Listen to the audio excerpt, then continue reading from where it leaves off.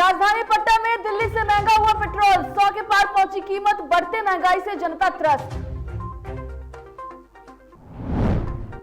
बिहार में तेजी से थम रही कोरोना की रफ्तार, एक्टिव मरीजों की संख्या में लगातार गिरावट, रिकवरी रेट 98% के पार। राजधानी में बीती रात हुई बारिश ने नगर निगम की खोली पोल, पटना के ज्यादातर इलाके हुए जलमग्न।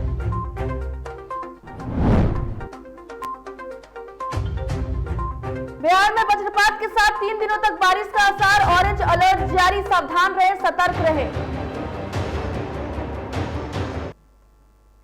नमस्कार, डीडीवी भारत में आपका स्वागत है। मैं हूं आपके साथ पूजा वर्मा। शुरुआत करते हैं इस वक्त की बड़ी खबर से। देश में तेजी से थम रही है कोरोना की रफ्तार।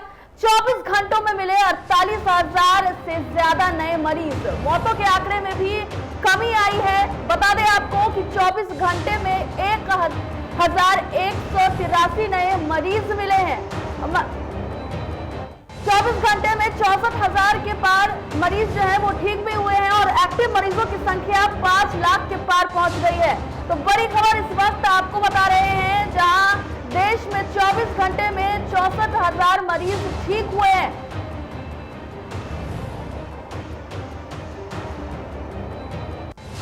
एक्टिव मरीजों की संख्या 5 लाख के पार हो गई है और देश में तेजी से कोरोना की रफ्तार थम रही है। तो बड़ी खबर इस वक्त की देश के आपको बता रहे हैं, जहां कोरोना की रफ्तार देश में लगातार थमते हुए नजर आ रही है।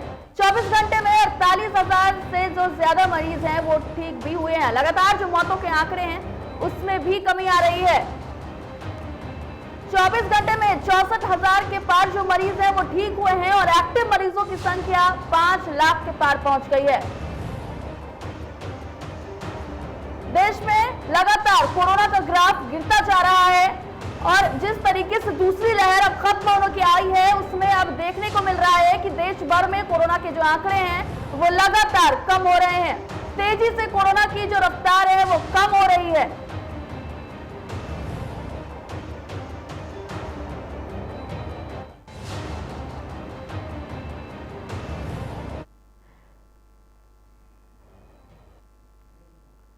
इस पर ज्यादा जानकारी के लिए हमारे साथ निषेध जुड़ गए हैं। निषेध, आपसे जानना चाहेंगे कि अब देश में कोरोना का ग्राफ लगातार गिर रहा है।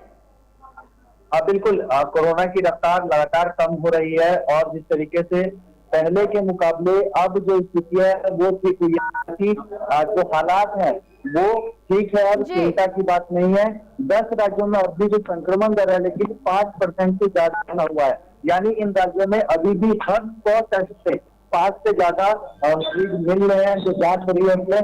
ये जो राज्य है इसमें सिक्किम, मणिपुर, मेघालय, मिजोरम, केरल, नागालैंड, गोवा, आंध्र प्रदेश, ओडिशा और अरुणाचल प्रदेश शामिल है। यहाँ पे इन राज्यों में 100 टेस्ट से 5 मरीजों की पुष्टि हो रही है, यानी 5% मरीज मिल रहे हैं। इसके साथ ही तेलंगाना सरकार ने राज्य में 20 जून से लॉकडाउन को पूरी तरह हटा दिया है और ये पहला राज्य है जो कि लॉकडाउन हटा रहा है और यहाँ पे 1 जुलाई से स्कूलों को भी खोल दिए जाएंगे, ये अनुमान लगाया जा रहा है। इसके साथ ही कोरोना की तो स्थिति ठीक है, लेकिन एक डेल्टा प्लस वॉरिएंट जो है उसको लेकर के स्वास्थ्य विभाग सतर्क है और अलर्ट जारी कर दिया है। केंद्रीय स्वास्थ्य विभाग ने इसको लेकर के कई राज्यों को चिट्ठी भी लिखी है और बोला है कि इसकी जांच हो और इनमें जीनोम जो सीक्वेंसिंग होता है उसके सैंपल भेजने के लिए निर्देश दिए गए हैं। इसके साथ ही 12 जो राज्य हैं इसमें डेल्टा प्लस के नए वेरिएंट मिले हैं। 51 मामले करीब अभी तक सामने आ चुके हैं और 22 मामले सबसे ज्यादा मुंबई से आए हैं सामने। इसके साथ ही तमिलनाडु में 9 मामले सामने आए डेल्टा प्लस के, मध्य प्रदेश में 7, केरल में 3, पंजाब और गुजरात में 2-2, आंध्र प्रदेश, उड़ीसा, राजस्थान, जम्मू कश्मीर, हरियाणा और कर्नाटक में 1-1 मामला सामने आया है। तो अभी कुल 12 राज्य हैं जहां से डेल्टा प्लस के वेरिएंट के जो मरीज हैं वो सामने आए हैं। कुल 51 मरीज हैं और कोरोना की रफ्तार जिस तरीके से कम हो रही है तो वहीं सरकार के लिए एक और चुनौती है, बीमारी सामने आई है और कहीं ना कहीं ये घातक सिद्ध हो रही है। जी बिल्कुल निषेध, आपको यहाँ पर रोकना चाहेंगे और बिहार के भी अगर हम बात कर ले तो राज्य भर में कोरोना के मामलों में गिरावट लगातार जारी है। आंकड़ों पर नजर डालें तो पिछले 24 घंटों में राज्य में कुल 207 नए संक्रमितों की पहचान की गई है और 20 नए मामले पाए गए हैं। आपको बता दें कि फिलहाल राज्य में कोरोना के कुल 2000 से ज्यादा मामले हैं वो सक्रिय नजर आ रहे हैं। निषाद, आपसे ये भी जानना चाहेंगे कि बिहार सरकार भी लगातार जिस तरीके से कोरोना टीकाकरण अभियान को तेज कर रही है, दूसरी तरफ लॉकडाउन लगाया गया, उसका असर अब देखने को मिल रहा है जहां मरीजों की संख्या में इतनी ज्यादा गिरावट आई है। जी बिल्कुल, आप बिहार की बात करें तो लगातार मरीजों की संख्या में गिरावट आ रही है और 28 जिले जो हैं ऐसे हैं जहाँ पे 10 से भी कम मरीज मिल रहे हैं। वैक्सीनेशन से मौत की जो रफ्तार है उस पर लगाम लगा है। लगातार जिस तरीके से सरकार वैक्सीनेशन कर रही है तो उसका असर देखने को मिला है। इसके साथ ही बिहार में जो रिकवरी रेट है वो बढ़ चुका है, 98% पहुंच चुका रिकवरी रेट। और इसके साथ ही जो राज्य में सक्रिय मरीज हैं उनकी संख्या में काफी गिरावट आई है। पहले के मुकाबले अगर बात करें तो पहले जिस तरीके से मरीज मिल रहे थे तो वैसी स्थिति अब नहीं है। संक्रमित मरीजों की जो संख्या है वो काफी घटी है और जो स्थिति है वो लगातार ठीक हो रही है। इसके साथ ही जो वैक्सीनेशन की प्रक्रिया है वो लगातार सरकार तेज कर रही है। चाहे ग्रामीण इलाके हो वहां पे भी वैक्सीनेशन की गति है वो तेज हो रही है। ज्यादा से ज्यादा लोगों को सरकार की कोशिश है कि टीका दिया जाए। इसके साथ ही जो शहरी मोहल्ले हैं वहां पे भी लोगों को टीका दिया जा रहा है। इसके साथ ही 24 घंटे वैक्सीनेशन सेंटर भी खुले हुए हैं पटना में, तो वहां पे भी लोग रात में भी जाके, जिनको दिन में समय नहीं मिला तो रात में जाके वैक्सीनेशन ले रहे हैं।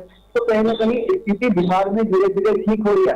और सबसे बड़ी बात है कि जो डेल्टा जो नया वायरस आया जो बीमारी है उसका जो असर है वो करीब 12 राज्यों में है, लेकिन बिहार में अब तक उसका एक भी केस नहीं आया है। तो कुल मिला के इस नजरिए से बिहार की स्थिति फिलहाल ठीक बनी हुई है। निश्चित ये भी जानना चाहेंगे कि डेल्टा वेरिएंट को लेकर के बिहार सरकार की तरफ से कोई निर्देश या किसी तरीके की तैयारियां की गई हैं? जी देखिए, लगातार सरकार कोशिशें कर रही है और इसके साथ ही जो बिहार में डेल्टा प्लस वेरिएंट का संक्रमण का खतरा है तो इसको लेकर के पटना एम्स के जो डायरेक्टर हैं उन्होंने भी जवाब दे दिया है। उन्होंने बताया था कि अभी तक इस महामारी को बिहार में नहीं आया है और डेल्टा प्लस का जो खतरा है वो बढ़ने की आशंका तो जताई जा रही है। पटना एम्स के डायरेक्टर पीके सिंह ने इस बात को कहा है और कहा है कि अभी बच्चे समेत बड़ी आबादी को वैक्सीन नहीं लग रही है। कहीं कहीं दिक्कत आ जाती है, वैक्सीन से फटे जा रही थी, तो उसमें कहीं ना कहीं नए वेरिएंट का जो संक्रमण है वो प्रभावित कर सकता है बिहार में भी।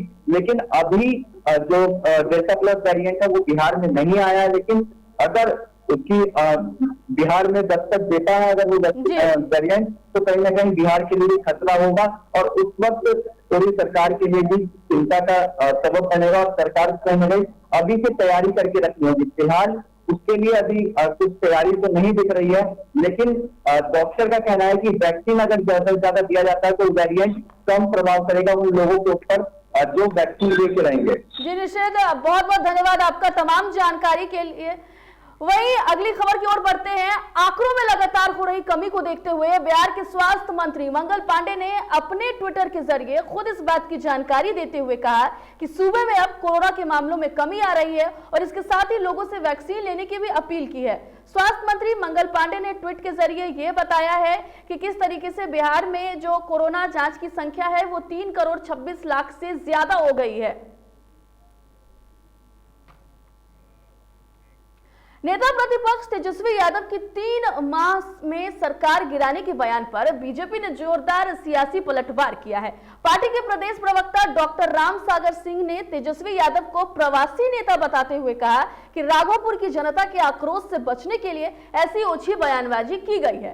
तेजस्वी यादव का यह बयान नेता प्रतिपक्ष पद की गरिमा को गिराता है।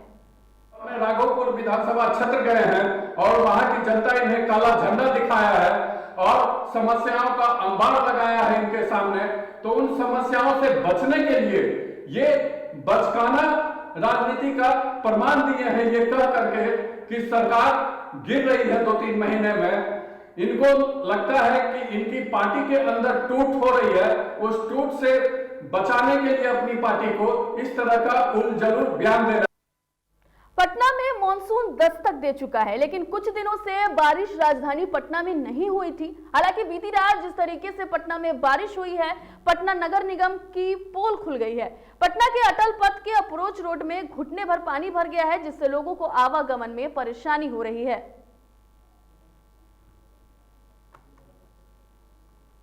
मोकामा के शहरी और ग्रामीण इलाकों में आसमान से कुदरत का कहर लगातार टूट रहा है। पूरे इलाके में रुक रुक कर बारिश हो रही है और जनजीवन कराह रहा है। वहीं लोगों का सड़क पर चलना दूभर हो गया है। पिछले 20 दिनों से यह पूरा इलाका कुदरत का दंश झेल रहा है। वहीं मौसम विभाग की माने तो फिलहाल इससे राहत मिलने मुश्किल है।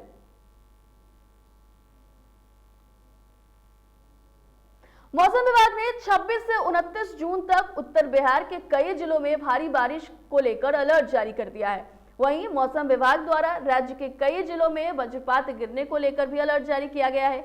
मौसम विभाग ने बताया कि बिहार झारखंड के ऊपर चक्रवाती ट्रफ लाइन गुजरने के कारण यह स्थिति बनी हुई है। तो कई जो दिनों से बिहार में लगातार बारिश जारी है और इससे लोग जो हैं वो काफी ज्यादा त्रस्त हो चुके हैं। कई जो खेत हैं उसके फसल बर्बाद हो गए, कई लोगों के घर धराशायी हो गए हैं। लेकिन मानसून का जो कहर है वो लगातार जारी है। कई बिहार के जिलों में बाढ़ जैसी स्थिति उत्पन्न हो गई है। लेकिन लगातार जो मौसम विभाग है वो इसको लेकर अलर्ट जारी कर रहा है। बीते दिनों भी 11 जिलों को लेकर अलर्ट जारी किया गया और लगातार जो किसान हैं उनको खेतों में जाने से मना कर दिया गया।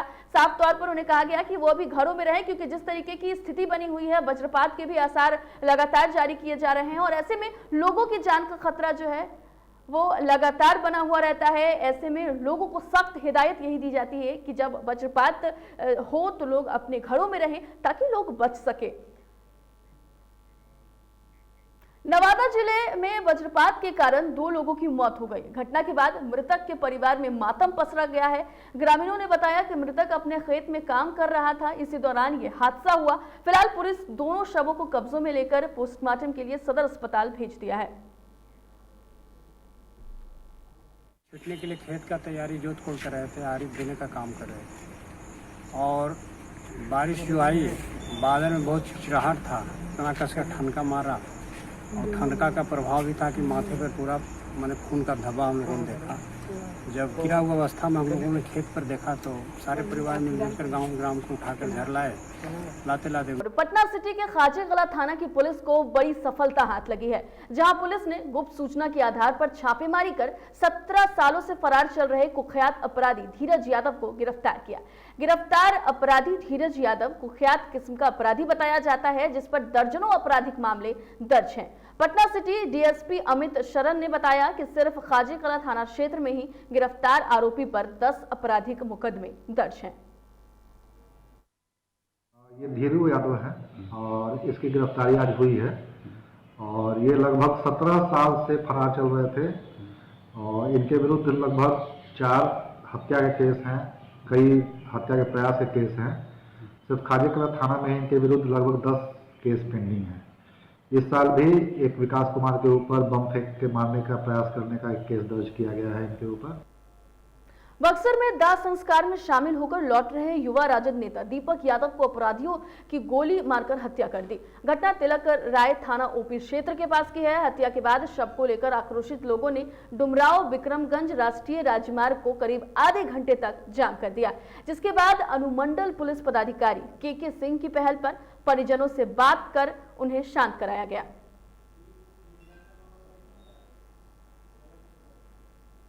आज शाम को सूचना मिली कि तिलक राय के हाथा में बांध पर नियाजीपुर के पास एक स्कॉर्पियो सवार को फायरिंग की गई। इस क्रम में स्कॉर्पियो एक्सीडेंट हो गई और आदमी गंभीर रूप से घायल हो गया, तो हॉस्पिटल ले जाने के क्रम में उसकी मृत्यु हो गई है। तो अनुसंधान का विषय गोली लगने से हुआ है कि एक्सीडेंट होने से हुआ है, जैसा बयान है आगे कार्रवाई की जाएगी। औरंगाबाद में ग्रामीणों ने पुलिस पर हमला कर दिया। हमले में थाना प्रभारी समेत 4 पुलिसकर्मी बुरी तरीके से जख्मी हो गए हैं। घटना जिले के सेलिया थाना क्षेत्र के बताया जा रहा है कि एक ऑटो चालक ने पैदल चल रहे एक व्यक्ति को टक्कर मार दी, जिसके बाद ऑटो चालक को रोका गया। इस दौरान कुछ ग्रामीणों ने ऑटो चालक के साथ मारपीट करने लगे। तभी 25 की संख्या में रहे ग्रामीणों ने पुलिस के साथ मारपीट किया। थाना अध्यक्ष ने बताया कि मामले में कई लोगों को हिरासत में लिया गया है और पूछताछ की जा रही है। वहीं 3 लोगों को गिरफ्तार भी किया गया है। संध्या गश्ती में हम लोग निकले थे, उसमें एक ऑटो चालक आ रहा था, ऑटो लेके एक आदमी को ग्रामीण रोड पर जा रहा था, उसके थोड़ा सा रस्सी से उसको चोट लग गया हल्का। हम लोग जाके ऑटो चालक को रोके, तब से वो ग्रामीण 3-4 को आकर उसको पीटने लगा हम लोग बचाने की कोशिश किए, तब से 20-25 को गांव से और टूट गया, हम ही लोगों का टूट गया सब। कहाँ पर की घटना सर, किस गांव का? गढ़ुआ मोड़ के पास है। नालंदा के मोरा तालाब गांव में आपसी विवाद को लेकर पति ने पत्नी को चाकू मारकर जख्मी कर दिया, जिसके बाद जख्मी महिला को इलाज के लिए सदर अस्पताल लाया गया। वहीं पीड़िता का कहना है कि पति उसे बार बार अपने सास के पास जाने के लिए कह रहा था, जिस पर यह विवाद शुरू हुआ।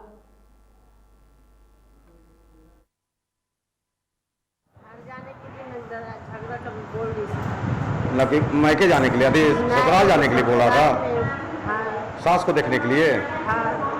तो तुम नहीं जा रही थी? परसों किए थे। अच्छा। तो ठीक है, खाली उसका हल्का फुल्का ना बदन फूल गया। अच्छा। तो वही देख परसों गए कि तो फिर आज बोले हम नहीं जाए, मांग रहे हैं नहीं जाओ, बस बात में भाग के छोड़ा। कटिहार में एक पत्नी ने अपने प्रेमी के संग मिलकर पति को मौत के घाट उतार दिया। मामला प्राणपुर थाना क्षेत्र का है। बताया जा रहा है कि मृतक को अपने पत्नी के अवैध संबंध का शक था, जिसकी सच्चाई सामने आने के बाद पत्नी ने प्रेमी के साथ मिलकर पति की हत्या कर दी। वहीं पुलिस को इसकी सूचना दे दी गई, जिसके बाद पुलिस ने पूरे मामले की छानबीन कर रही है। प्राणपुर थाना अंतर्गत खुशहालपुर बराबर संताली टोला में विगत रात्रि विनोद यादव की गला दबाकर एवं मारपीट कर हत्या कर दी गई। इस संबंध में विनोद यादव के भाई के लिखित आवेदन पर थाना में प्राथमिकी दर्ज की गई। इसमें जानकारी मिली है कि विनोद यादव दिल्ली में रह करके मजदूरी करते थे और उनकी पत्नी, जो जिनका नाम पवनी देवी है, वह जाकिर उर्फ अकलू, जो लाभा का निवासी था, उसको विगत 3 वर्षों के साथ प्रेम संबंध हो गया था। संयोग से पवनी देवी के पति लॉकडाउन के कारण वो घर आ गए और रहने लगे, तो इसकी जानकारी उनके पति को हुई। उन्होंने पत्नी को काफ़ी मना किया, जिस तरह नहीं करो, और इसी दुश्मनी के चलते पत्नी और जाकिर उर्फ अकलू मिलकर के विगत रात्रि षड्यंत्र कर उसकी हत्या कर दिया है। रोहतास जिले के सासाराम में नगर थाना के सिविल कोर्ट के पास एक युवक ने जहर खा लिया। युवक की पहचान 30 साल के शंकर चौधरी के रूप में हुई है। बताया जा रहा है कि युवक पिछले कुछ दिनों से तनाव में चल रहा था। इसी तनाव में उसने जहर खा लिया। सूचना मिलने पर पुलिस ने उसे अस्पताल पहुंचाया, जहां उसकी स्थिति चिंता से बाहर बताई जा रही है। काम करता था, मजदूरी करता है।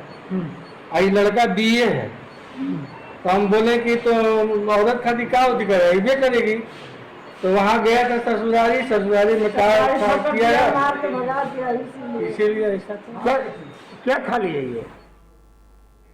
आपसी लेन देन के विवाद को लेकर बेगूसराय के साहेबपुर कमाल में युवक ने आग लगाकर खुदकुशी कर ली। घटना की सूचना के बाद मौके पर पहुंची पुलिस ने शव को कब्जे में लेकर पोस्टमार्टम के लिए भेज दिया और मामले की जांच में जुट गई। पुलिस के मुताबिक आपसी कलेश में युवक ने कदम उठाया है। वहीं परिजनों का रो रो कर बुरा हाल है।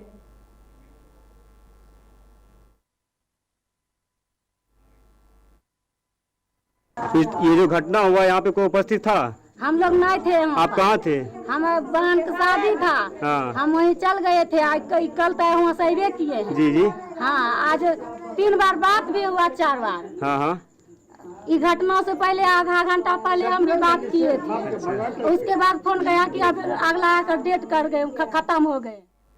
राजधानी पटना में पेट्रोल की कीमत 100 रुपए लीटर से ज्यादा हो गई है। इससे आम आदमी की जेब पर बोझ बढ़ रहा है। शनिवार सुबह 6 बजे से कीमत में 34 पैसे की बढ़ोतरी हुई और 99.80 रुपए से बढ़कर ये 100.14 पैसे प्रति लीटर हो गए। इसके साथ ही हैदराबाद, बेंगलुरु, भोपाल, मुंबई और जयपुर के साथ पटना में भी पेट्रोल की कीमत 100 रुपए प्रति लीटर से ज्यादा हो गई है। यहाँ पेट्रोल चेन्नई, दिल्ली और कोलकाता से भी महंगा है। जून में पटना की पेट्रोल कीमतों में 14 बार बढ़ोतरी हो चुकी है। तो जिस तरीके से पटना से भी ज्यादा महंगा अब पेट्रोल जो है वो पटना में हो गया है, दिल्ली से भी ज्यादा महंगा, और जिसको लेकर के लोग काफी ज्यादा आक्रोशित नजर आ रहे हैं। लोग परेशान हैं। लोगों की जो पॉकेट है उस पर अब असर पड़ने लगा है। जो उनके खर्च हैं उन पर असर पड़ने लगा है। ऑटो चालक भी इसको लेकर काफी नाराज चल रहे हैं। तो बिहार में ले देकर जो महंगाई है वो पूरी तरीके से बढ़ गई है, अब जिसको लेकर विपक्ष भी लगातार बिहार सरकार पर हमलावर है। बीते दिन इसको लेकर नेता प्रतिपक्ष भी हमलावर दिखे।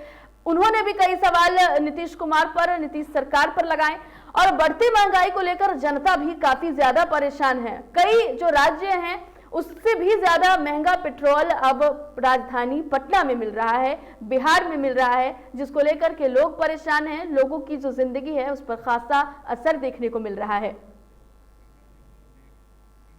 मोकामा प्रखंड के बरहापुर पावर उपकेंद्र का 22 अगस्त 2020 को लगभग 4 करोड़ की लागत से सीएम नीतीश के हाथों उद्घाटन किया गया। उद्घाटन के बाद से यह विद्युत उपकेंद्र तकरीबन आईसीयू में चला गया है। ग्रामीणों की गुहार पर इस उपकेंद्र से कुछ दिनों के लिए बिजली की आपूर्ति की गई, मगर 2.5 महीने से ये बंद चल रहा है और मामूली तकनीकी खामियों की वजह से यह विद्युत उपकेंद्र 100% बनकर रह गई है और सूबे में विभागीय अधिकारियों की लापरवाही साफ देखी जा रही है। फिलहाल खबरों में इतना ही। बने रहे जीटीवी भारत के साथ। मुझे दीजिए इजाजत। नमस्कार।